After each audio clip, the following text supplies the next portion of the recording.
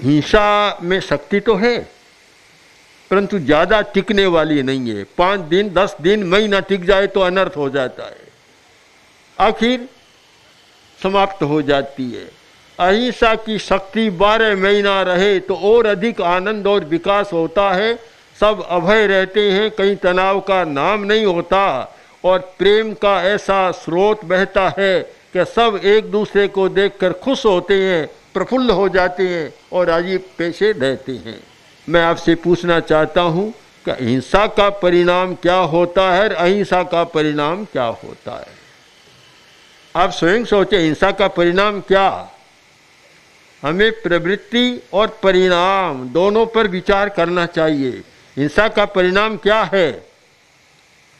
पहला परिणाम तो यह है कि धन का बहुत व्यय होता है।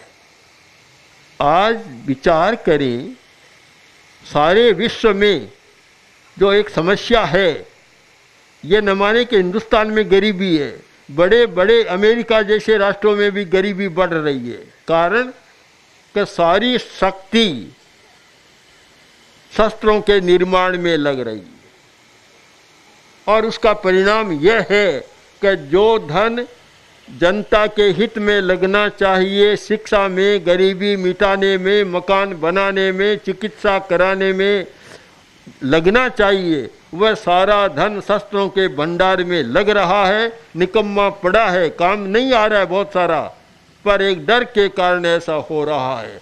हिंसा का परिणाम होता है डर, भय, और फिर शस्त्रों का निर्माण और फिर आपस में ही लड़ाइयाँ।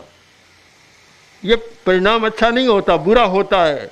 और अहिंसा का परिणाम शांति, व्यापार बढ़ेगा, भाईचारा बढ़ेगा, मानवीय संबंध सुधरेंगे, सारा अच्छा होगा और एक अभय होकर आदमी जी सकता है।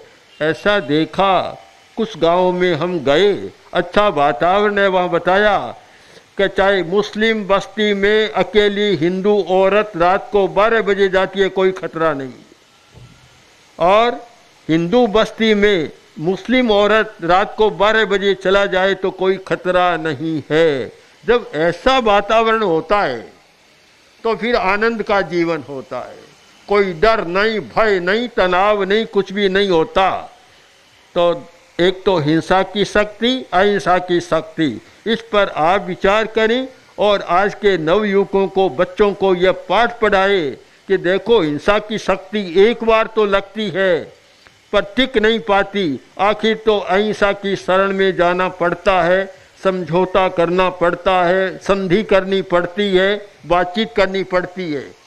कोई 12 महीना लड़ नहीं सकता आदमी, सब कुछ करना पड़ता है। तो अहिंसा की शक्ति ज़्यादा है और वह स्थायी है।